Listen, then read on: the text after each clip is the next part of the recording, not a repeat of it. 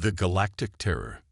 The emergency klaxons echoed through the crystalline halls of the Centauri Federation headquarters as representatives from 47 different species hurried toward the main assembly chamber. Admiral Zephrix, his blue-scaled face etched with worry lines, stood at the center podium watching the chaos unfold. The holographic displays around him showed the same terrifying images that had been haunting his sleep for weeks. Entire star systems going dark, planets simply vanishing from existence, leaving nothing but empty void where thriving worlds once existed. Counselor Thyra of the Andorian Collective materialized beside him, her translucent form shimmering with anxiety. "How many systems have we lost now, Admiral?" she asked, her melodic voice carrying undertones of despair. 17 confirmed, Zephrix replied grimly, his reptilian features hardening. The Shadow Devourers struck the Krell system just 6 hours ago. 3 billion souls, gone without a trace. Not even debris remains. The assembly chamber gradually filled with beings from across the galaxy. The insectoid Thraxians clicked their mandibles nervously, while the gaseous nebuloids swirled in agitated patterns within their containment suits. Everyone had heard the reports, seen the sensor readings that made no sense. Massive, writhing shadows that moved through space like living nightmares, approaching populated worlds, and somehow making them cease to exist entirely. "The Kethmori tried to fight them," reported General Voss, his 4 arms gesturing at the tactical displays. "They deployed their entire fleet, including their planet-killer dreadnoughts. The Shadow Devourers didn't even slow down. They just absorbed everything. Ships, weapons, even the light from the system's stars seemed to dim." As the session began, Admiral Zephrix called for order with a heavy heart. "Fellow beings of the galaxy, we face a threat unlike any in recorded history. These Shadow Devourers appear to be creatures of pure darkness, capable of consuming entire worlds without leaving so much as an atom behind. Our greatest minds have studied the sensor data, and we still have no understanding of what they are or how to stop them." Dr. Kilarian, the Centauri Federation's chief scientist, stepped forward. His tentacles writhed as he manipulated the holographic interface, showing 3-dimensional models of the encounters. "The creatures appear to be composed of some form of exotic matter that our instruments can barely detect. They range in size from small asteroids to entire moons, and they move through space without any visible means of propulsion. When they approach a planet, they seem to engulf it completely, and then both the creature and the planet simply vanish." "What about evacuation protocols?" asked Counselor Thyra. "Surely we can at least save some populations." "We've tried," Admiral Zephrix responded sadly. "The creatures seem to sense inhabited worlds from vast distances. By the time we detect them approaching, they arrive within hours. No conventional faster-than-light drive can evacuate billions of beings in such a short time frame." The chamber fell into a somber silence as the weight of their situation settled over the assembly. 47 different species, representing thousands of years of combined technological advancement, and they were powerless against these mysterious entities. That's when the door to the chamber hissed open, and Captain Maya Chen walked in. The human woman was unremarkable by galactic standards. Average height, with dark hair pulled back in a practical ponytail, and wearing the simple blue uniform of the Earth Exploration Service. But there was something in her stride, a confidence that made several of the assembled delegates turn to look. Behind her walked Dr. James Park, a stocky man carrying a datapad and looking around the chamber with obvious curiosity rather than fear. "Excuse me," Captain Chen said, her voice carrying clearly through the chamber's translation systems. "I'm Captain Maya Chen of the EES Curiosity. We received your general distress call and came as soon as we could." Admiral Zephrix's scales rippled with surprise. "Captain Chen, with respect, this is a restricted military briefing. The situation we're dealing with is beyond the scope of exploration vessels." "That's exactly why we're here," Dr. Park interjected, stepping forward with enthusiasm. "We've been monitoring your communications about these Shadow Devourers from the edge of the system. The phenomenon you're describing is absolutely fascinating from a xenobiological perspective. Fascinating. General Voss's 4 eyes narrowed dangerously. These creatures have wiped out 17 star systems. This is not a research opportunity. Captain Chen raised her hand diplomatically. General, we understand the gravity of the situation. But has anyone actually tried to study these entities? I mean really study them, not just analyze the aftermath. Dr. Kilarian's tentacles twitched with interest despite himself. The creatures are too dangerous to approach. Every vessel that has attempted close contact has been destroyed or disappeared entirely. Or maybe, Dr. Park suggested, pulling up data on his tablet, they haven't been destroyed at all. What if they've been taken somewhere? What if these shadow devourers aren't destroying things but transporting them? The chamber erupted in skeptical murmurs. Councillor Thyra's form flickered with agitation. Doctor, the energy signatures clearly show complete matter dissolution. Nothing remains after an encounter. But that's just it, Captain Chen said, warming to the topic. On Earth, we have a saying. When you eliminate the impossible, whatever remains, however improbable, must be the truth. What if what you think is impossible is actually what's happening? Admiral Zephrix studied the 2 humans carefully. There was something different about their approach, a willingness to question fundamental assumptions that the other species seemed to lack.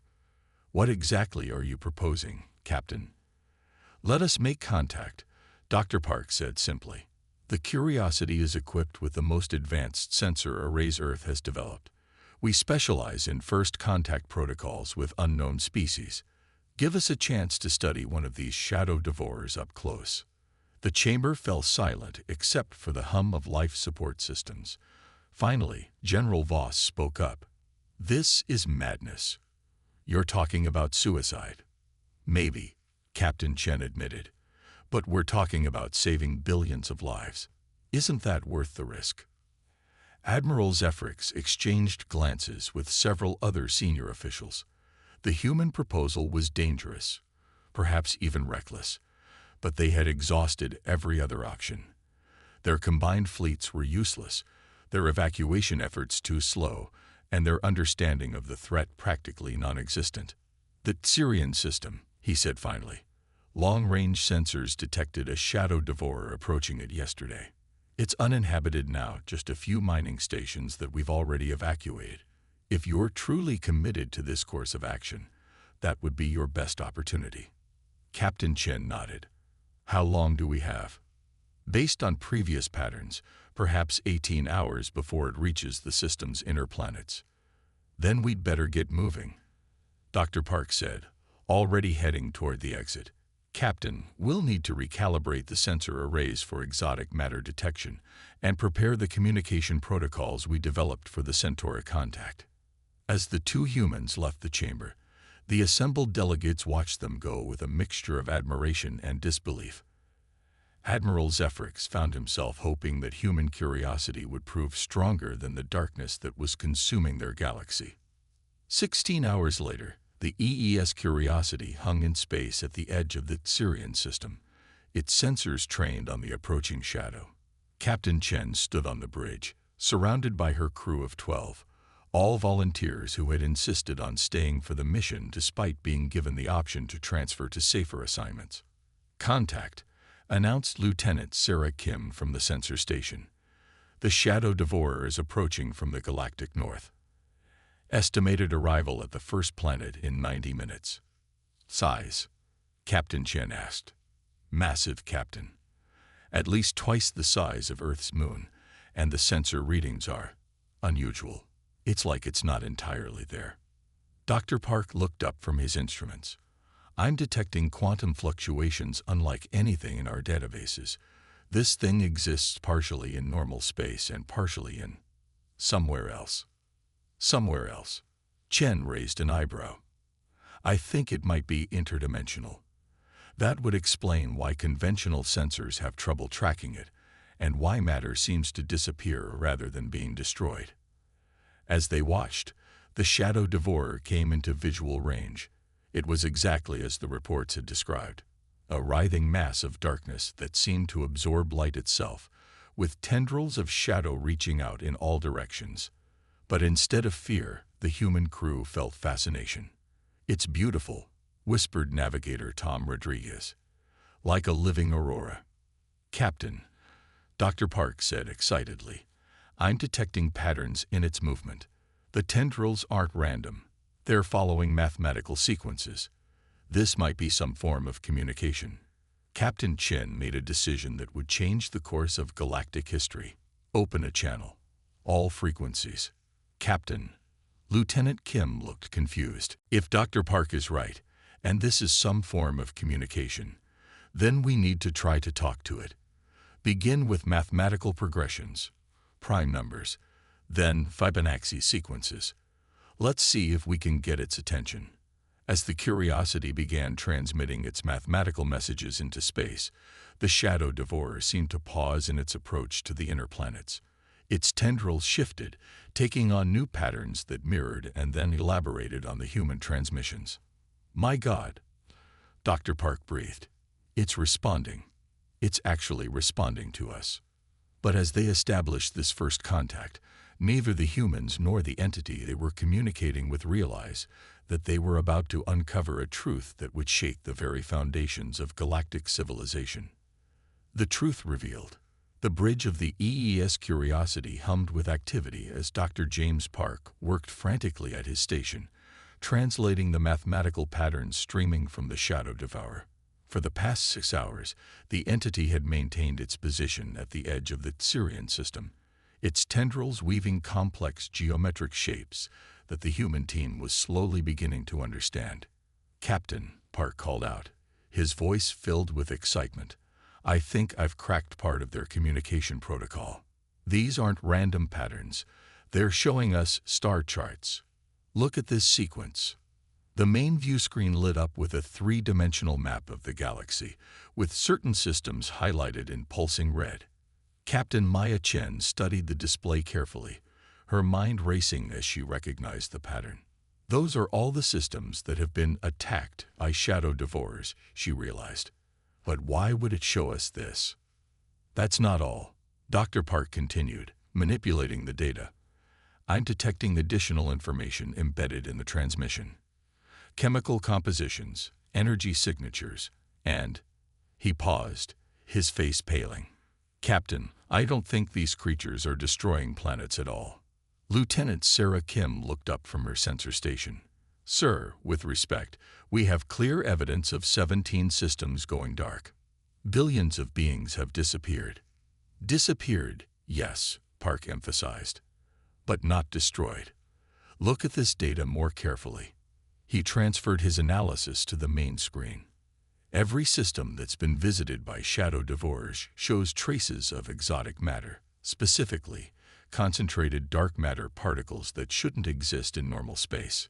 Captain Chen felt a chill run down her spine. "Are you suggesting what I think you're suggesting?" "The Shadow Devourers aren't predators," Park announced. "They're cleanup crews. These dark matter concentrations are incredibly dangerous. They're reality distortions that could tear apart the fabric of space-time itself. The Shadow Devourers are removing the contaminated matter to prevent a galactic catastrophe." As if responding to their growing understanding, the Shadow Devourer began transmitting new images. This time, they showed planets not being destroyed, but being carefully relocated to pocket dimensions where the dark matter contamination could be safely contained and neutralized. "The missing populations," Chen whispered. "They're not dead. They're in protective custody." Navigator Tom Rodriguez spoke up from his station. "Captain, I'm receiving priority communications from Admiral Zephrix. The Zentari fleet is mobilizing for a final assault on Shadow Devourers throughout the galaxy. They're planning to use quantum torpedoes to try to disrupt their exotic matter composition." Chen's eyes widened in horror. "They'll kill billions of displaced beings and make the dark matter problem exponentially worse. We have to stop them." "How do we convince them?" Lieutenant Kim asked. "We have theories but no solid proof." Dr. Park was already working on the problem. "The Shadow Devourer," Can we ask it to show us one of the preserved worlds? If we can get visual confirmation that the populations are safe, we might be able to convince the Galactic Council. Chen nodded. Do it. The next few minutes were tense as Park worked to formulate their request, using the mathematical language they had established. The Shadow Devourer seemed to consider their query, its tendrils swirling in new patterns. Then, suddenly, space itself seemed to fold around them. The Curiosity found itself in what could only be described as a pocket universe, a vast space filled with relocated planets orbiting artificial suns. Each world teemed with life, their populations completely unaware that they had been moved from their original locations. The beings went about their daily lives, their cities intact, their civilizations thriving. Incredible, breathed Kim. It's like a cosmic nature preserve. But more shocking than the preserved worlds was what they saw in the distance. Massive processing stations where shadow devourers worked together, methodically breaking down dark matter contamination into harmless components. The creatures moved with purpose and intelligence, their actions coordinated by some form of collective consciousness. One of the smaller shadow devourers approached the Curiosity, and suddenly, the ship's communication systems came alive with a voice, or rather, a collective of voices speaking in perfect harmony. Small, warm thinking ones, the voice said, somehow conveying concepts directly into their minds. You understand. Others of your kind grouping do not. Danger darkness spreads through the star paths. We preserve life while cleaning the contamination. Captain Chen stepped forward, addressing the entity directly. How long has this contamination been spreading? Many of your time cycles. The dark matter poison was created by ancient ones who tried to manipulate reality itself. Their experiments failed, but the corruption remains, growing stronger. Soon it will reach the point where entire galactic arms will collapse into non-existence. Dr. Park was frantically taking notes. How many beings have you relocated? Billions upon billions, all preserved, all protected. But your kind grouping seeks to stop us with violence. If they succeed, all preserved life will return to contaminated space and perish when the darkness consumes their worlds. The magnitude of the situation hit the human crew like a physical blow. The galaxy's military forces were preparing to destroy the very entities that were preventing a cosmic apocalypse, not understanding that their actions would doom the civilizations they were trying to protect. We have to get back, Chen said urgently. We have maybe hours before the fleet attacks. The Shadow Devourer seemed to understand their urgency. Space folded again, and the Curiosity found itself back in normal space-time, racing toward the Centauri Federation headquarters. Chen immediately opened communications with Admiral Zephrix. Admiral, you have to stop the fleet. The Shadow Devourers aren't the enemy. They're trying to save us all. Zephrix's scaled face appeared on the screen, his expression skeptical. Captain Chen, we appreciate your efforts, but our quantum torpedo barrage begins in 30 minutes. We cannot risk these creatures destroying more systems. Admiral, listen to me, Chen pleaded. The beings from the 17 systems aren't dead. They've been relocated to safety. The Shadow Devourers are removing dark matter contamination that would otherwise destroy the entire galaxy. Even if that were true, Zephrix replied, we have no way to verify your claims in the time remaining.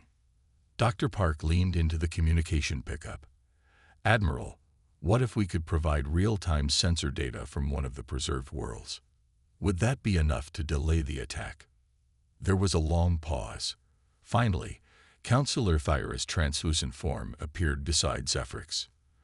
Doctor, if you can provide definitive proof that the missing populations are alive and safe, we will consider postponing military action. The next 20 minutes were the most intense of Chen's career. Working with the Shadow Devourer they had contacted, they'd managed to establish a direct communication link between the Federation headquarters and one of the preserved worlds. The screen filled with images of Krell citizens going about their daily lives, completely unaware of the cosmic drama unfolding around them. By the 7 suns, Admiral Zephrix whispered, they're actually alive. But it was General Voss who asked the crucial question. Even if this is true, how do we verify that the dark matter contamination is real?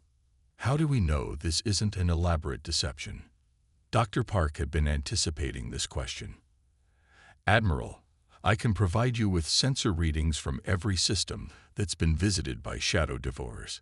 The exotic matter signatures are consistent across all locations, but more importantly, I can show you projections of what will happen if the contamination isn't contained. The holographic display filled with a simulation that made everyone in the chamber fall silent. It showed dark matter cascading through the galaxy like a cosmic infection, causing stars to collapse, planets to phase out of existence, and entire sectors to simply vanish from reality. The timeline shows total galactic collapse within 50 years if nothing is done, Park explained. The shadow devourers are our only hope of preventing this catastrophe. Admiral Zephrix looked around the chamber, seeing the fear and understanding dawning on the faces of representatives from 47 different species. Captain Chen, can these creatures communicate with all of us?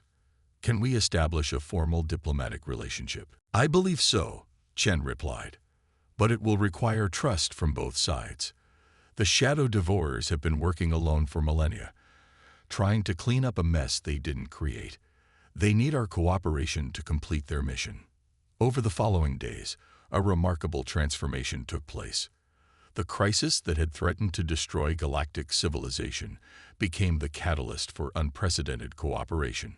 Human linguists worked with shadow devourer collective consciousness to develop comprehensive communication protocols. Centauri engineers collaborated with the creatures to build more efficient dark matter processing facilities. Andorian philosophers helped establish ethical frameworks for planetary relocations. The preserved worlds were gradually returned to normal space as their contamination was cleared, and their populations learned the truth about their brief journey to safety. Some chose to remain in the pocket dimensions, fascinated by the opportunity to study this unique cosmic phenomenon. Captain Chen stood on the observation deck of the new Galactic Cooperation Station, watching as shadow devourers and ships from dozens of species worked together to clean the contamination from the Rigel system. Dr. Park joined her, his datapad filled with notes about their ongoing research collaboration. You know, he said thoughtfully, if we hadn't been willing to question our assumptions, to approach the unknown with curiosity instead of fear, billions of beings would have died, and the galaxy itself would have been doomed. Chen nodded. That's the thing about being human.